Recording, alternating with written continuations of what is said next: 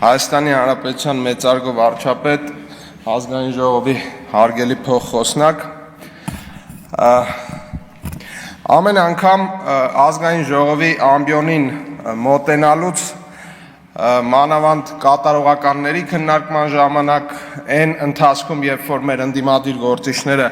հնարավորություն են ունենում 10 րոպեանոց ելույթներ ունենալ, ես անկեղծ ասած հակասական զգացումներ եմ ունենում։ Մի կողմից մտածում եմ, որ շատ ասելիք կա, մյուս կողմից մտածում եմ, որ ասելիք չկա, որովհետև ինչ էլ բերես հակափաստարկ խոսես փաստերով մեր ընդդիմադիր գործիչների հետ, միևնույն է նրանք մանիպուլյացիայով, ստով, կեղծիքով, ամբողջովին իրականությունից կտրված տեքստերով հեղեղում են այս ամբիոնը։ Չնայած այս հանգամանքին հետո հիշում եմ, որ մեր զրույցը այս ամբիոնից Հայաստանի Հանրապետության քաղաքացիների հետ է, այլ ոչ թե մարդկանց, ովքեր որ պատրաստ են սեփական քաղաքական դիվիդենտների համար գնալ ամենաանհավանական մանիպուլատիվ սցենարներով։ Եվ հետևաբար, ինչքան էլ դուք այստեղից նշեք, որ դուք հոգնել եք այն փաստից, որ մենք ճանապարհներ ենք կառուցում, ես պետք է նշեմ, որ 2024 թվականին Հայաստանի Հանրապետությունում կառուցվել է շուրջ 503 կիլոմետր ճանապարհ, միայն պետբյուջեի միջոցներով։ Ավելի քան 200 կիլոմետր ճանապարհ կառուցվել է, վերակառուցվել է սուբվենցիաներով։ 2023 թվականին 501 կիլոմետր ճանապարհ, 2022-ին 301 կիլոմետր ճանապարհ պետբյուջեով է կառուցվել 154 սուբվենցիայով, 2021-ին 386 կիլոմետր, 20-ին 388, 2019 թվականին 330 և 110, 2019 թվականին կառուցվել է միայն այնքան ճանապարհ, ինչքան դուք ձեր կառավարման 5-6 տարիների ընթացքում։ Հարգելի գործընկերներ, ես կուզեի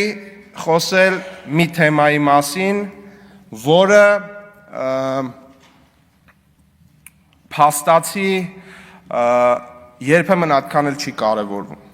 Դա Հայաստանի Հանրապետության կառավարության ոռոգման համակարգերին վերաբերող ծրագիրն է։ Ոռոգման այն համակարգերին, ես վստահ եմ, այն ինչ որ ես հիմա կասեմ, դուք բոլորդ գոնե միտեղ առնչվել եք դրան։ Ոռոգման այն համակարգերին, որը Խորհրդային Միությունից մնացած բազմաթիվ հատվածներում տարբեր գեներալների, պաշտոնյաների, նախագահների հետ առնչվող մարդիկ հանել են այդ խողովակները ու ծախել են։ Դուք ոռոգման համակարգեր ծախած, խողովակներ ծախած իշխանության ներկայացուցիչներ, սա փաստ է, և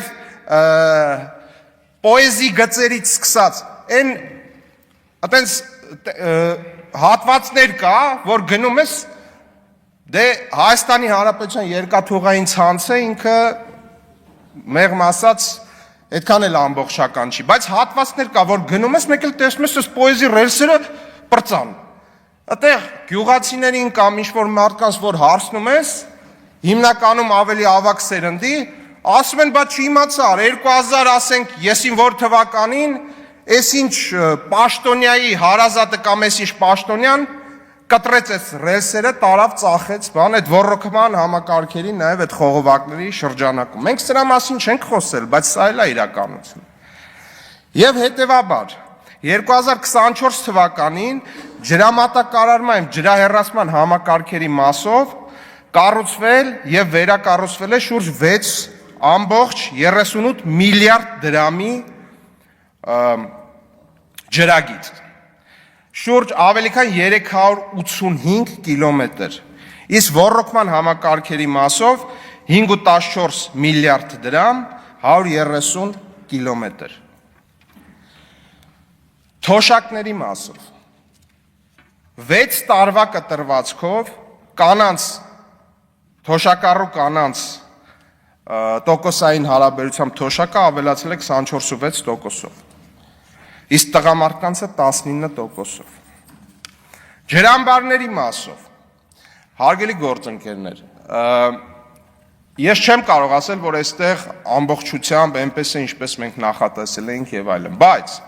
այսօր կատարվել է Հայաստանի Հանրապետության ջրամբարաշինության մեջ ամենախոշորագույն քայլը, քայլ, որը էլի խորհրդային տարիներից տենց գալիս է, Վեդիի ջրամբարի մասին է խոսքը։ Եվ Վեդիի ջրամբարի կառուցումը եւ այդ պատասխանատվությունը ստանձնել է մեր իշխանությունը եւ դա արդեն իրականություն է։ Պայմանագրի արժեքը, եթե չեմ սխալվում, $90 միլիոն։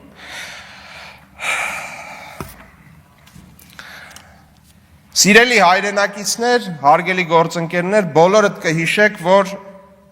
այսպիսի մի ծրագիր կա Հայաստանի Հանրապետությունում, որը տասնյակ տարիներով արդեն գնում է, կոչվում է Հյուսիս-Հարավ։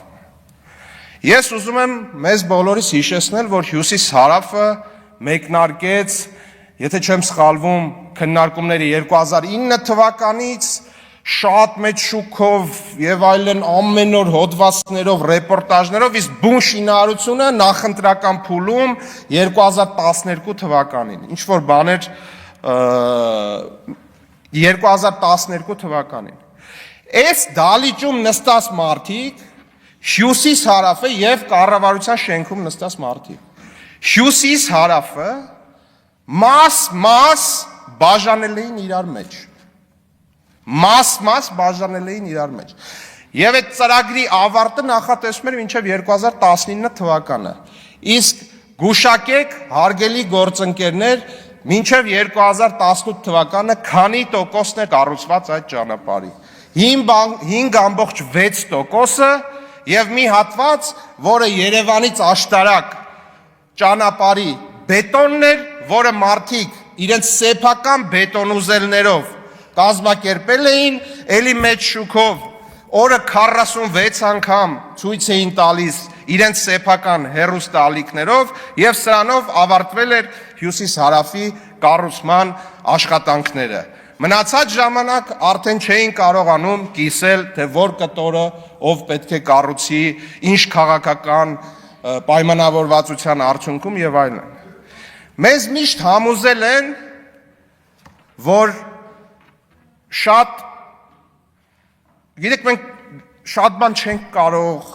այս չենք կարող, այն չենք կարող, մեր փոխարեն ամեն ինչ պետք է անեն։ Բայց ուզում եմ հիշեցնել նաև, որ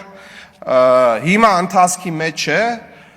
Հյուսիս-Հարավի երևի ամենաբարդ կտորներից մեկը, որտեղ որ թունելներ են,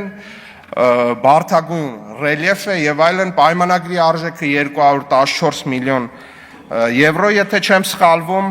եւ այս շինարարական աշխատանքները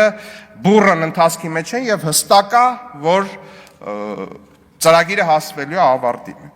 Մեր ու ձեր տարբերությունը կարելի է պրոյեկտել շատ բաների, ծրագրերի հետ կապված, բայց մեր տարբերությունը ձեր հետ էն է, որ այս ծրագրերը առաջ են գնում եւ այս ծրագրերը չեն դառնում քաղաքական տարբեր պայմանավորվածությունների, մատաղ չեն լինում այդ պայմանավորվածությունների արդյունքում։